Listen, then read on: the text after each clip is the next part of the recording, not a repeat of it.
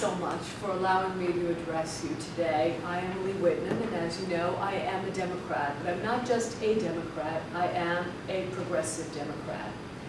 The battle for progressives is dealing with ignorance and having to overcome ignorance, because although the progressive voice is the majority, we are the silent voice in the recent past and presently.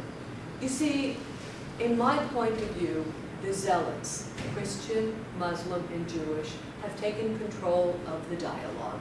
And I'd like to talk about the progressive voice today. This is a highly controversial speech. I hope I don't offend anyone. I don't mean to. I make a very distinct difference between the Christian fundamentalists and the Christian progressive. The Christian fundamentalists are what I consider part of the extremist problem. And when it comes to progressives throughout history, I'd like to tell you about one of my favorite. His name was Saladin, and he was an emperor. He was a Muslim, a Sunni Muslim from Iran. And what happened was that during the Second Crusade, as you know, there were 200 years of crusades in which the Christians came down, Christian fundamentalists, and committed many acts that we would consider horrifying today in the name of God. Well, in this particular crusade, there were 9 crusades in all over 200 years. During the Second Crusade, the Christians, the Franks, came down to Jerusalem to clean out Jerusalem of all the infidels being the Muslims and Jews. And the Christians slaughtered every Muslim and Jew in the city of Jerusalem. 30,000 people were slaughtered in a fest of chopping with swords. It was horrifying according to the accounts. There was blood up to the waist in the streets. There were so many dead bodies, there was actually rotting corpses in the street 5 months later when various dignitaries came to Jerusalem. All in the name of Christianity. Why did they do it? Because Jesus was coming. His return was imminent, and they had to clean out the city. What this is an example of what I call making a political decision based on biblical prophecy, which we as progressives do not believe in at all. Getting back to my favorite person in history, Mr. Saladin. Mr. Saladin, a Muslim 30 years later, surrounded the city of Jerusalem with an army. He had already killed the Christian army, but he was going to go in and slaughter all the people with the same lack of mercy that they had shown the Muslims and Jews. But a woman came to him and begged him, and he said, fine. All you Christians, I'll give you 3 days to clear out of Jerusalem, which they did. He then declared Jerusalem, and this is why he is a progressive in my heart. The year was 1178. He declared Jerusalem not belonging to anyone, and he was a devout Muslim. It did not belong to anyone because it was the religious home of so many religions. He said it belongs to everyone. Horrifying, isn't it? There were still 7 more Christian crusades after that. But Saladin, at this particular point in history, in my point of view, was a progressive. So, bringing us back to our modern day situation of zealots leading the discussion, leading the politics, and running the show, and the voice of the progressive being lost in the wake. Zionism, according to the Encyclopedia Britannica, I'd like to talk about Jewish fundamentalism at this point, and the role of Zionism in the Middle East. You know, no modern day discussion of what's happening in the Middle East should exclude the situation having to do with the settlements in Israel. Now, the settlements are Zionism. And let me give you the Encyclopedia Britannica definition of Zionism. Zionism is a Jewish nationalist movement that had its goal the creation and support of a Jewish national state, the ancient homeland of the Jews. And although it is a historical region of Jerusalem, there was actually a political side to Zionism, and this was founded by a man named Theodor Herzl, an Austrian journalist, and he felt that Jews throughout Europe, this was back in 1897 when he created the first Zionist convention in Basel, Switzerland, and he believed Jews should assimilate, but because of the persecution they had suffered, pogroms in Europe, he felt they would never be fully accepted. And therefore there was this goal to find a homeland, and Israel, the land that was Palestine at the time, was to be the homeland. As you know, the British in 1947 they were under a tremendous amount of pressure from the Stern Gang and these religious Zionists to leave. Many Brits were murdered by the Stern Gang, and finally they threw up their hands in despair, and the United Nations declared in the Balfour Declaration that half of Jerusalem, of the land we call, it was Palestine for years, half of the land would be for Jews, and the other half would be for Christians and Muslims. And so that was how Israel was born in 1947, and it was named Israel. Now, during the next 2 decades, there were many wars fought. There was in the expel. The upshot is, in 20 years, Israel no longer owned half, it owned the whole. And most of the Muslim and Christian underclass had been expelled to concentration camp-like existence in various regions, and just expelled from the land. Suddenly, the indigenous culture there, the Christian and Muslim underclass, known as the Palestinians, had no homeland. So they had to give up a homeland. Okay, so what does this mean to us? Well, today, this role of Zionism, and I understand Zionism was important to build a country, but it still goes on today. Currently, there are over 500,000 settlers in Israel. These settlers are mainly American. They are of the right religion, and they have gone to take the land of people who are not the right religion, and they feel that it is their right. And you see, what they believe is that God gave them the land. There was a BBC show where there was a young boy who had taken the land of an elderly woman, and there was a British reporter there on the BBC, and he said, "Why do you feel you have the right to take this woman's land?"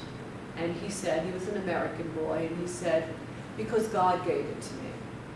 So this is back to what we progressives believe, which is you do not base political decisions on God, because you cannot subpoena God into a witness chair and say, "Excuse me, Your Honor, cross-examining this witness, God, did you give this woman this house, or did you give it to this boy?" We cannot subpoena a heavenly body. Therefore, we must rely on the laws of man. And in every culture, if you take something that does not belong to you, it is stealing. That being said, why should this matter to us? Because this settlement, this modern-day Zionism, is the reason why the United States and Israel has invoked so much scorn and hatred worldwide. Now, 7 United States presidents before President Obama have said, stop the settlements because they're bad for the United States of America. But you see, President Obama was the first one to actually speak about it, bluntly. This is what he said. This was in the speech in Cairo. President Obama first talked about the Jews needing a homeland because of the Holocaust, which had nothing to do with the Palestinians. But he didn't say that, he said about the Holocaust. And then he said, quote, "On the other hand, it is also undeniable that the Palestinian people, Muslims and Christians, have suffered in pursuit of a homeland. For more than 60 years, they've endured the pain of dislocation. Many wait in refugee camps in the West Bank, Gaza, and neighboring lands for the life of peace and security that they have never been able to lead. They endure the daily humiliations, large and small, that come with occupation. So let there be no doubt, the situation for the Palestinian people is intolerable. And America will not turn their backs on the legitimate Palestinian aspirations for dignity, opportunity, and a state of their own. And then President Obama later said, quote, "The United States does not accept the legitimacy of continued Israeli settlements." Which brings me back to my original thought about progressives and the battle against ignorance. When that speech in Cairo was made, I had some friends who said, "Lee, oh my goodness, Lee, you know you're always talking about the settlements and the Palestinians and Zionism. I now understand what you were talking about, and it's a real issue because President Obama was talking about it." You see, for most Americans, they had no idea that any of this existed.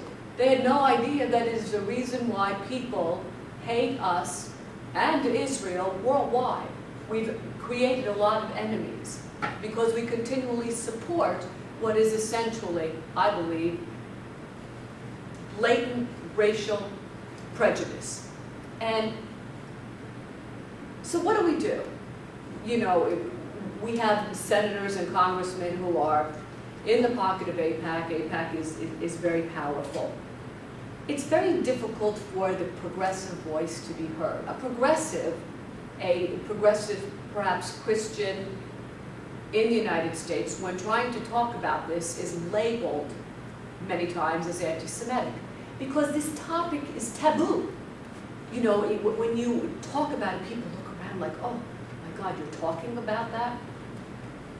It's not taboo in other countries. You can talk about these things. You can talk about the politics, especially as how it affects your country. So if we can't count on the Christian progressives to be able to talk about it, and the Muslim progressives will not talk about it, then the only hope we have is from the Jewish community. And wonderfully, the most amazing thing has occurred in the last few years. J Street formed, and J Street is sort of a counteracting lobbying force in Washington to counteract AIPAC's power. You see, the progressive young people in this country, the Jews in the country, think very differently than their parents. I'd like to read you something. When I ran for Congress, a woman said something to me like, "What you're saying, all this new stuff is breaking up families," and I thought it was very curious.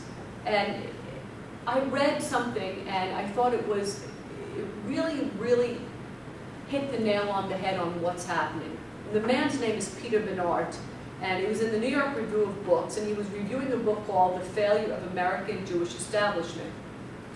And in the column, Bernard describes why Jewish American college students had a diminished attachment to Israel, what he calls the American Jewish establishment, the older people. Bernard describes most young Jewish Americans as very similar to the Jewish establishment. Most are liberal, most who believe in open debate, skeptical about military force, and a commitment to human rights. They did not realize that they were supposed to have those values except when it came to Israel. And so there's a disconnect. And the result of this alienation has been that for several decades, American Jews, and this is a quote from him, were to check their liberalism at Zionism's door.